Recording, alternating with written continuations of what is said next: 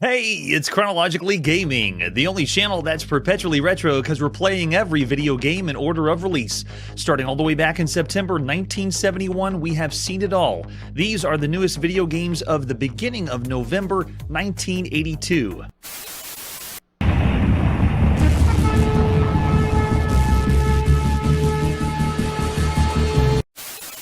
We were last on the Apple II playing Spy's Demise because Softline Magazine had an ad for it. Let's see what our next game is.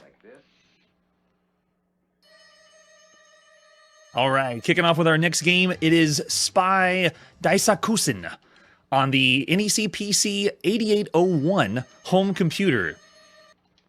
It's time to go to Japan and see the latest video game. This is available on both the 8001 series and 8801 series of games.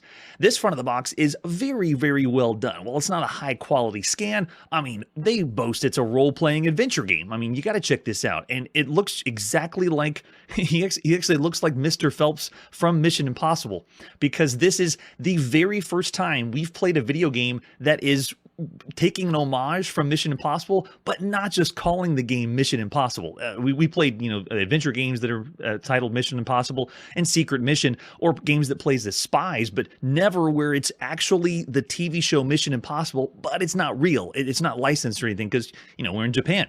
But I mean, great front of the box. Here's the ad you would have seen in magazines. It's for a lot of other home computers that I couldn't find reference to except right here, where it says it's for all these other Japanese home computers. Even the Sharp MZ line of home computers. And that's about it. We got an example of the screenshot. So not a whole lot of information for this one. It's available for both of these different computers. We're going to play on the newest model, the 8801. Let's pop it and play Spy Daisakusen. This is by Pony Canyon and Y. Takahashi in the beginning of November 1982. This is the very first game that we've seen by Pony Canyon here on Chronologically Gaming.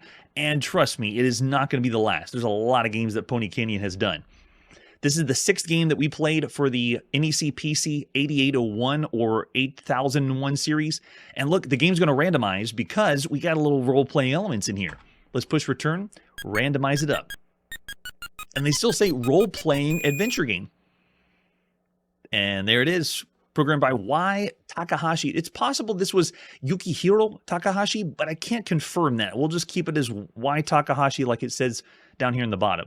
All right, ready? Hit S. Everything in this game is going to be in Japanese. And because we're taking an homage from the TV show Mission Impossible, that's right, it says all down here, if your mission, should you choose to accept it, they actually have the recording tape. They're doing the exact same thing they would do in the TV show. This message is going to self-destruct in such and such seconds. It's all right here. So you're getting to play the very first Mission Impossible based on the TV show video game. Right here. It's so cool. And this has a mishmash of genres, too. It has some role-playing elements to it, but it also has graphic text adventure elements as well. All right, so we're going to be playing as Mr. Phelps from the TV show, the leader of the Impossible Mission Force, a group of special agents that operate around the world solving tricky cases. This time, we have to infiltrate a building that secretly serves as a base for enemy groups of spies. We're going to be walking through the building, sort of like it's a first-person dungeon crawl experience. We're going to search through rooms, kill enemies in shootouts, and recover documents if we can without dying. And all these stats right here are going to get randomized every time you play. When you begin the game, they give us status attributes that are determined by things like our hit percentage, evasion, and so forth.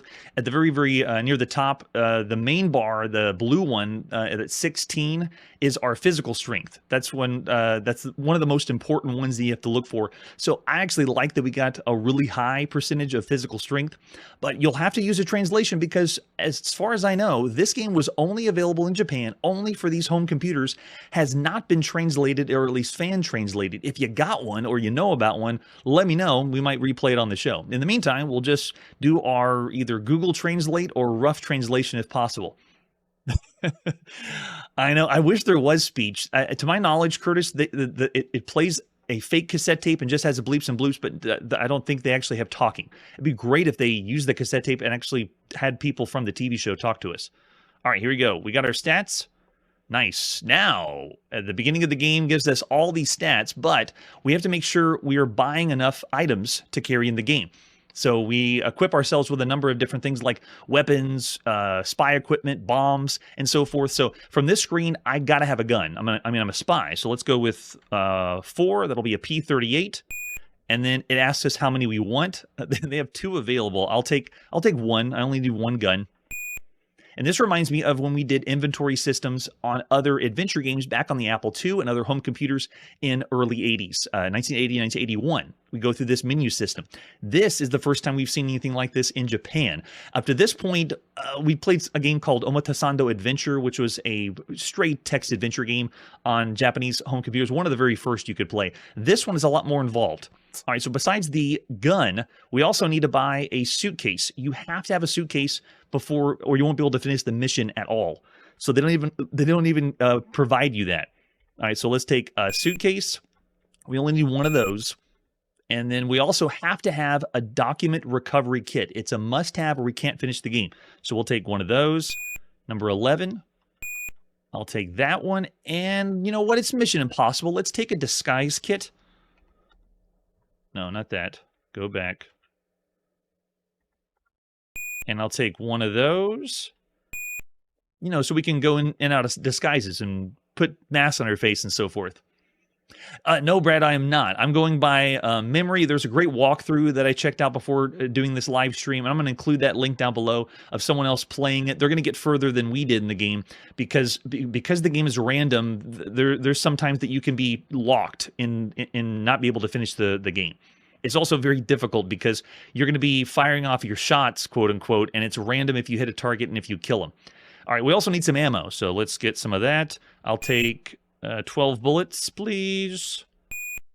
There we go, and I believe we're done. So that's it. So we got all the items we need for this time. It says, is this what you got? Is that correct? Yes, that is correct. All right, so the ultimate goal is to make our way through the building and escape alive. Battles of enemies are easy. They can kill you really fast. This is our controls. We're going to be using the number scheme to be moving around. Everybody got it? Let me see, 4, 6. Okay, there we go. We're in. We're ready to play. We have to be careful during our run because all the rooms and enemies are randomly generated before you play through, so you can't really map anything out in this game. You just kind of go as you want. So as you can see, I'm moving myself like flip screen from one room to another. And oh man, I don't know if I want to go inside. This is the first door to try to go in. You can see here's the hallway. And then every time that you want to make a step, it asks, it shows you where you are, your position. So you can see I can go to the end of the hallway. We're lined with a bunch of doors on either side, red doors. Each one of those doors is where there are operatives you have to take out and then get the documents. So I can go into one, and it says asking us, do we want to go in? Yes. And then it's asking us, are we sure we want to enter this room? And then proceed from there. So this is going from room to room, and we'll try our first battle. It's asking us what we want to bring into the room. Well, I'll bring the gun. That's for sure. And ready? Looks like this room doesn't really have anything. We'll go with that one. Excellent. All right, so we didn't die. That's good. So what you just experienced was a battle. The battle is essentially, it shows us a small grid on the outside of which enemies are in the room. We only had one. We shot him. We got him. We didn't die. All right, so we'll say, and you doing to take the document? Yes. Oh, wait. Yes. Do I need to capitalize it? Oh. There. There we go. And that's essentially the whole game. It's a blend of a text adventure game with graphics and a little bit of role-playing elements tossed in there, but it's a lot of randomness, so there's not as much skill. Seeing that we played first-person adventure games like Phantom Slayer, where you're doing a dungeon crawl, moving around and actually get to shoot stuff, more action-based, it's not as crazy impressive. In Japan, this would have been awesome, being able to be a spy and go from room to room and pretend you're doing that kind of thing. But the first-person perspective is heavily inspired by wizardry. I noticed when I'm going down the hallways as a dungeon crawler, that's kind of what it feels like. It really doesn't feel like a spy game at all. All right, so yes, I will. All right. Oh, did we? Oh, we did die. Never mind. I thought we survived. Maybe someone should translate that part. I thought we made it through the battle, but it looks like we did not. Okay, so then they're asking us again what we want to buy. This time I'll just take a gun. I'll take one of those. And it does have permadeath as an element of the game. Notice that when we died, we lost everything. We start all the way from the beginning again. And as you go through this game, you'll realize you have to hit every one of those doors, all red doors in the hallway, finish all enemies, grab all documents, then you can go to the end of the hallway where the elevator is, and then make your way to the next area. Yes, very, very hard to play. Brutal. All right, so let's say we're done with this one. And there's going to remind us, okay, we got a gun. Oh, I didn't get any bullets. Yeah, it's not going to turn out so well. And then it says, good luck. Yeah, we're going to need a lot of luck for sure. Okay, there you go. We're back in the hallway. If you try to go to the end of the hallway, that's the first mistake most people will make. They'll try to go to the end door, green door of the elevator, and nothing happens. They can't go through the elevator because you have to finish every single room around the outside.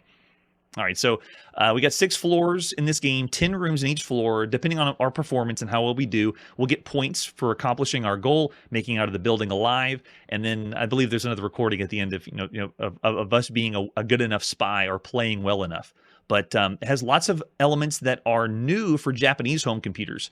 Permadeath, role-playing elements, the random elements generated in the game. This is keyboard-controlled only, too. So there's not a whole lot of interaction that you're going to have, no controllers and so forth. But I do get the dungeon crawl vibes from the game. And I'll just stop there and say there's the quick taste of Spy Daisakusen. Of all the games you could play right now across all home computers, it is a novelty that this is a Mission Impossible game based on the TV show Mission Impossible. But as far as gameplay goes, it's not as impressive as some of the other ones we have seen around here. I'd say because mixing the two elements and the spy theme is fun, but as far as what you get to do in the game, it's fairly average for everything you could play up to this point. Oh, Ariel's saying if it was English, 3.5. Yeah, you would have a fun time being able to, plan out what supplies you want to bring to the game and so forth. And I see a 2.5 to 3, very hard to play. Yeah, right? Yeah, it's probably really hard to do a Google Translate while we're playing this live show, but if you want to pause and Google Translate what was happening, go for it. Yeah, it's still very hard to gauge unless you play it yourself. For my playtests, going from room to room, it's random and it's based on your inventory. Do you take the right items? Do you take enough risk, before you go into different rooms? Because you get a chance to bring your energy back. But because of the role-playing element mix, I'm actually going to go one higher and say 3.5. Yeah, if it was in English, this would be an excellent, a pretty fun game to play. So 3.5 stars for Spy Daisakusen. All right. After that, let's go to this commercial break. Imagic makes some of the toughest games for Atari's video system. Ooh, the toughest, right? Because they're created by experts. Meet the inventor of Star Voyager, Gorp. Oh, how'd you do? Gorp say made Gorp? Star Voyager just like his journey to Earth. Hi, Mommy. There were enemy ships, meteors. That looks tough. He even had to go through Whoa. stargates to get here. You missed it! It's the demon attack monster. See if you're good enough for Star Voyager. Star Voyager, now available at all Highland superstores. Nice. It's the let's make the game really difficult, and that's going to make you buy the game. We're really excited for the game. This is Star Voyager for the Atari 2600, the latest video game by Imagic. Here's the box for Star Voyager. This is a reconstructed one that makes it look kind of shiny like you would have seen Star Voyager back in the day. And not to be confused with Star Voyager for the Apple II from 1979. This one is only on the Atari 2600. It is the 178th game we've played on the Atari 2600 up to this point. Front of the box is so good. I love Imagic and their box. And this one is sci-fi themed. That really looks like a mix between the Millennium Falcon and someone going to teleport you in. I know, right? The alien's really cool in the commercial. Yeah, I like that too. This is the 12th game we've seen by Imagic. It's the 8th one that they've done for the Atari 2600 up to this point. Let's flip it over the back. They give an example of the screenshot. 1 or 2 player game, and they got some fun game modes for this one. I like the box already. Here's the other artwork for Star Voyager. Besides the box, we have the ad you would have seen with the other games. We've seen all of them. Demon Attack, Trickshot, they're all great. Trickshot is actually impressive for a pool game. I mean, but Imagic does some really quality games for home consoles right now. Oh, I know, right? I wanted it too, Marshall. We'll see when we go in. There's the cartridge for Star Voyager. And we also have an example of the screenshot. All right, we have the manual for Star Voyager 2. It'll tell us how to play and how you first think by the screenshot and the gameplay that this is like Star Raiders or Star Master, but it's not. It is a very different game. Returning from secret diplomatic mission, the astro cruiser Star Voyager has a mission. Zakor has been betrayed the new treaty. We have to smash the Zakoran blockade. Zakoran? I don't think they said the name of the alien race in the commercial. So there's the game objective. We're going to pilot the astro cruiser Star Voyager through treacherous space. Over on the far side, it shows everything we need to know on the screen. Enemy ship, our sights, lasers, the radar screen, and it just gives me all those vibes of Star Raiders or Star Master, those kinds of games. Instrument panel on the bottom gives all the valuable information you need to know. And then we have over here on the side, the console controls. This one has some interesting ones. It uses a few of the switches that the Atari 2600 usually doesn't do. You can hit the game select switch to choose 2 games. 2, that's all. That's all you get. You can hit the reset button, and the red button begins the game. Piloting your Star Voyager, this controls like you're doing a space combat game. You move the joystick to climb and dive and move the reticle around. We have radar, star patrols, enemy ships, and the radar shows approximately where your location is, to the center at least, and it explains how to use the radar screen here. After you finish and blow up all the enemies, then you have to get your cursor or your crosshair lined up to the star portal to warp to the next level. And then we have enemy ships that are going to be red. We can fire white pulsar bombs or lasers. So there is a difficulty switch. There's 2 of them. We can use one difficulty switch to make the game fast or slow, and the other difficulty switch on your Atari 2600 switches between lasers or pulsar bombs. Yeah, so you can switch between the weapons. It's so cool. Yeah, there's an example of what the photon torpedo. Wait a second, is it pulsar bombs or photon torpedoes? Which one is it? Over there it says, okay, they're just mixing up all kinds of sci-fi jargon at the same time. Oh man, yeah, right? They definitely had quality control for that one. And you think that it's a space battle? It's more of a, like, it's just a bare bones action space combat game. There's the speed changes that you can do, audio signals, how it scores, getting all the point values over on the far left side. What is really unique about this is the multiplayer mode. You can do a normal 1-player game, but if you do a 2-player game, you got 2 options. You can do a 2-player game because it uses both joysticks.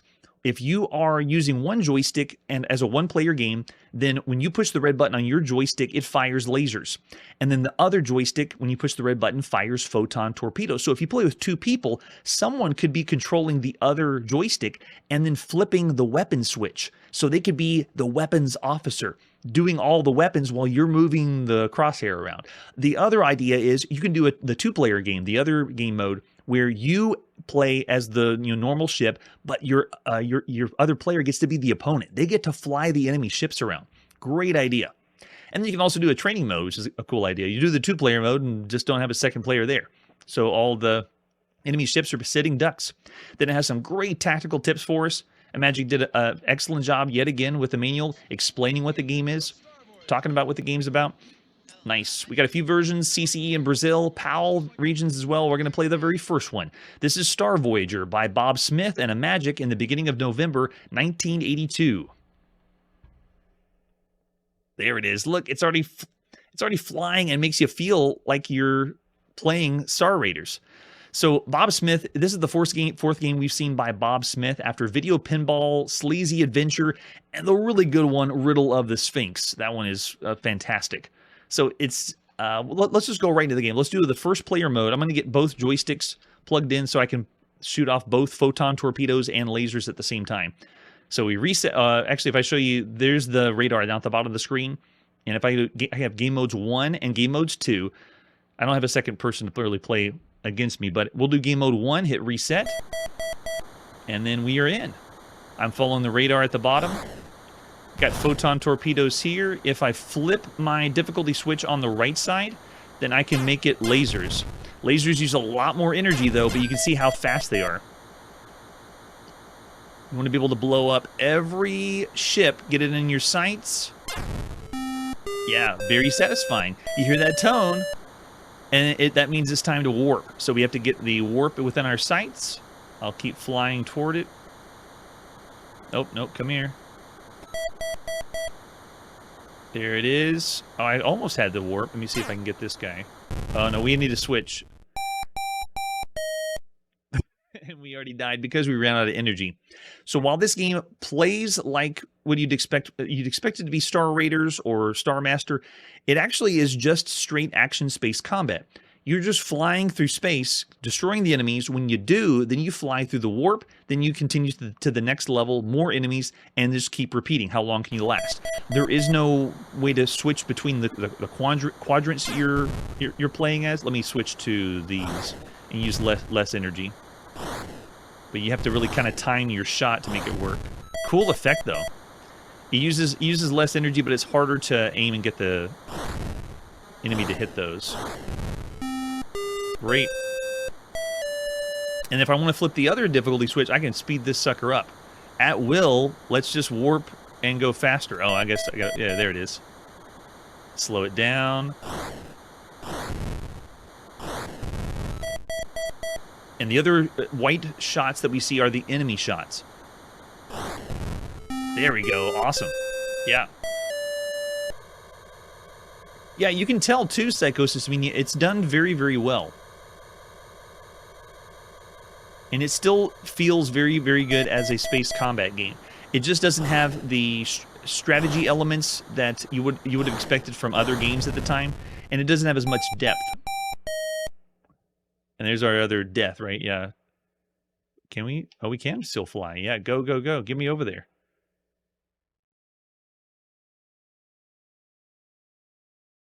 I want to be able to go all the way to the... They haven't shown us where the warp is yet.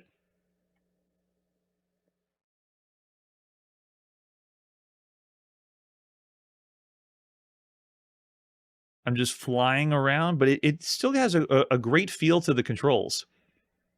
Oh, yes, we did, Manly. That was one of the best ones. Of all the games we played up to this point, it doesn't have as many elements as some of the other space combat games up to this point. We played 37 other games that are just straight space combat games. So the best ones you could play on home consoles right now would be like Space Attack or Space Battle or Cosmic Conflict or Starship or Outer Space. That's the really old school ones. Some of the best ever space combat games you could ever play on any system right now are games like Space Seeker in the arcade. I know this can't hold a candle to the arcade games, but also Hadron on the Apple II, Starfire in the arcades, another really, really impressive one, Stellar Escort on the TRS-80. So you're better off with other games that are more like simulation style. Here we go, now we found our warp. Let's go. Phaser Patrol, I think, is the one you were thinking of, mainly. Phaser Patrol is the top tier of the best of the best. And Star Master, I would say, is a little bit better than that.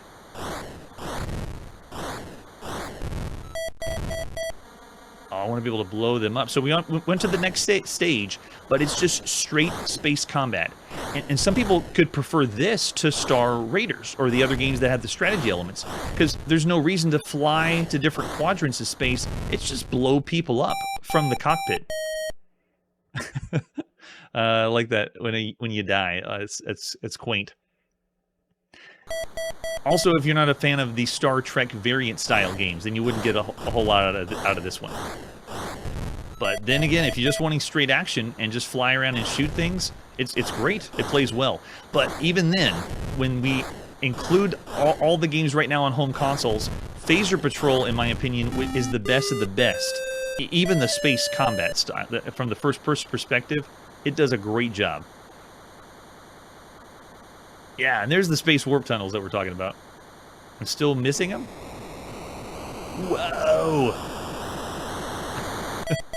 If you don't aim them just right, then you won't be able to travel to the next stage. Alright, we're doing really good. Hitting the enemy shots, too, will also help you keep your energy down. But you can see they're firing from really far away, and you have to be ready. See, it's coming at me now. Got it. There we go. Nice.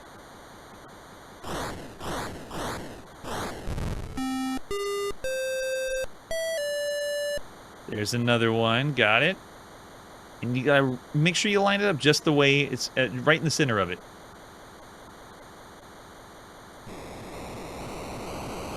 And if you do it right, then all your energy comes back to 99. Cool. There's a taste of Star Voyager. Very well done, Imagic. Whatever your flavor, if you want to do strategy or just straight action like Star Voyager, this is still great. I would still say of any space simulation or space combat games on home consoles, the best of the best is Phaser Patrol right now. Right before that, I would say Star Master by Activision. And then this is around the same degree as Star Raiders that was brought to the Atari 2600. So I'm looking over the chat. I see a 3.5, a 4-star. Oh, yeah, right? Yeah, that's what we need. All those in one game would be awesome. Yeah, so I'm going to say 4 stars still. This is excellent. You would have a lot of fun with it. I want to keep playing it, and that's always a great sign for home console games. All right, after Star Voyager, we're not done. Let's see what our next game is. Oh, that sound means it's time for another Star Trek variant. This is Super Star Trek for the Fujitsu FM7 home computer in Japan. Oh man, more Star Trek for you. Here's the box, or one of the boxes. You can see it says FM8 down at the very bottom. Super Star Trek is... Actually, we've already seen games that were called Super Star Trek on the Commodore VIC-20, on MS-DOS, and we've actually seen this version already on the show on the Fujitsu FM8 in 1981. Some sources say it was just called Star Trek, but now that it's on the newer model of the Fujitsu home computer, it's the Super Star Trek. So this is the third game we've seen for the Fujitsu FM7. And the front of the box is... I can't even tell that it's Star Trek. It looks more like action, right? That's right, James. We're going to have a lot of those. There's also another cassette that I found that has Super Star Trek for both the Fujitsu Micro 7, Micro 8. And so this one's a little more boring. I prefer the shooting things up. And the magazine ad that I did find actually shows the screenshot of what it is, what the cost was, and the other computers it would be possible for. And there it is, an example of the screenshot. You played one Star Trek, you played them all. We have a few different versions, but let's just see what happens when we try to play Super Star Trek. This is by Tsukumo Dinki in the beginning of November 1982. Oh, they did a little bit of the draw-in, too. I don't know if you saw it there. That was a nice touch. And there it is, the same thing we've seen before. Destroy 29 Klingon battlecruisers in 30 years, but now we're doing it in Japan. I know, we're going to see lots of... It's funny playing video games where there's not a lot of games starting with Super. It's actually refreshing. So this is the fourth game we've seen by Tsukumo Dinki, and this is the 60th Star Trek game. Thank you, 1971 mainframe Star Trek. Now, the reason the game is beeping at us is because this is a real-time simulation of Star Trek. Not the first. We've seen Star Trek variants that are real-time. This is around the 8th game we played that's like this. So it's really everything we've seen from Star Trek games. If you look here right above my head, it's showing our position on the galactic map, and then we have our short-range scan showing us E as the Enterprise. Everything that's stars, or asterisks, I think those are just the stars. It's also great when we get early Japanese home computers that are not doing Japanese text. Everything that we're seeing is in English because most of these computers started in North America and then they were shipped to Japan or built in Japan. Okay, so yeah, it's full strategy game. You pick the command you want. Nothing's happening right now. Let's go ahead and warp to another quadrant. So we'll hit 1. Let's go ahead and go position 3. So we'll head north and warp 2. And you watch the E go up. Oh, wait, we hit a star. we couldn't warp up because E for Enterprise got smashed by a star. Okay, so let's try it again. Warp. Let's go ahead and warp. We'll go 5 and then warp 0. Can we do warp? Oh, I guess warp 0 is cancel. Okay. I was like, warp 0. We'll do warp 1. And we're blocked at this star. Did we smash into it? We can smash into the stars and bounce around. That's funny. All right, so let's go again. Warp. No Klingons here. Let's go south to the galactic map. So we'll go position 7, warp 4, engage. You see it travels us down to the next section. Any Klingons here? No, there's absolutely nothing here. And no stars. All right, so let's warp again. We don't need a damage report. Let's warp to this position and warp 4. You can see we fly off the side. So we're flying around the galaxy. We're looking for Klingons and we're blowing them up. This is Not really a one-to-one of what you would have experienced mainframe from 1971, but it's close. This is pretty close. And Errol, great question. We don't cover or play the Plato systems or mainframe systems here on the show just because I couldn't get everything to work on all those systems. However, home computers, I can get a lot of home computers to work and do what they're supposed to. So most of the time, I'm just referencing mainframe games or referencing games on other terminal or systems like that. Oh, yeah, right? All right, so there's still nothing here. All right, let's warp again. Where's all the Klingons around here? Every time you play this, it is random, so you don't know what you're going to get every time you play. All right, so let's go warp 2. Fly. My little E flies on the side. You can see on the galactic map, I'm now way in the bottom left. Okay, so still no Klingons here, just a few stars. Okay, let's warp again. So we're just using energy up to this point. It's bringing us down just a little bit. No way, the Klingons are cloaked?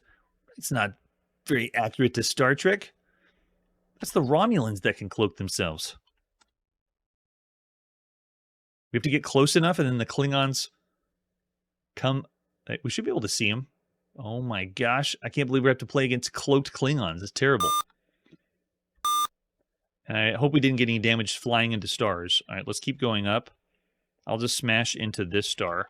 Warp 1. Yeah, blocked by the star at that sector.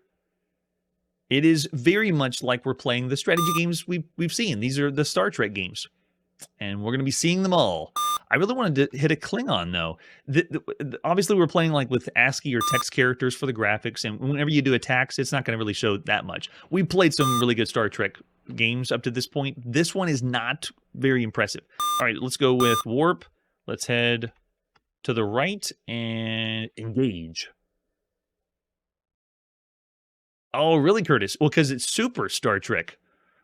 So hopefully it is accurate. Nope, still got nothing. Let's keep going to the right. I think that ends where we were before. Warp 2. Short range. Uh-oh. Our short range sensors are damaged, which means we can't see over. We're totally dark from that side. All right, I'll just stop there. There's the quick taste of Super Star Trek for the Fujitsu FM7. So this one is a real-time game, which kind of bumps it a little bit higher than some of the other games we've seen for this point. But I would say this one is around the same range as the Star Trek that we played for the ZX Spectrum by Chromasoft, or Star Trek for the Coco that we saw by Tom Mix Software. Obviously, from watching this quick showcase, you're not going to get the best example of what the game is going to be like unless you play it for yourself. It is, I'm seeing some lower ratings or around the average ratings for everything you could play. I actually think this is pretty close to Super Star Trek and Vic-Trek that we played on the Commodore VIC-20. It's really close to that kind of level. So I'm going to say 2.5 stars for all the games you could play across all home computers right now. The best, though, if you want to play really good Star Trek, the best is Videotrek 88 on MS-DOS, Star Trek 3 on the TRS-80 color computer, Galactic Attack, Space Warp on the BBC Micro, or if you want something that's close but not quite this much strategy, do something like Star Raiders. Then you can never go wrong with those. All right, so here we go. 2.5 stars for Super Star Trek. And live long and play lots and lots more Super Star Trek style games. Well, that's where we got to put our video game playing on pause. Thanks so much for joining me on my crazy quest to play and check out every single video game in chronological order, all systems, all regions, all over the world. We want to see it all, and especially by the time we finish 1982, we're going to see everything from the backlog as well. Next time on Chronologically Gaming, swarms of insects invade your VIC-20, another arcade game for the Puta, and what's better than Zaxxon? Super Zaxxon.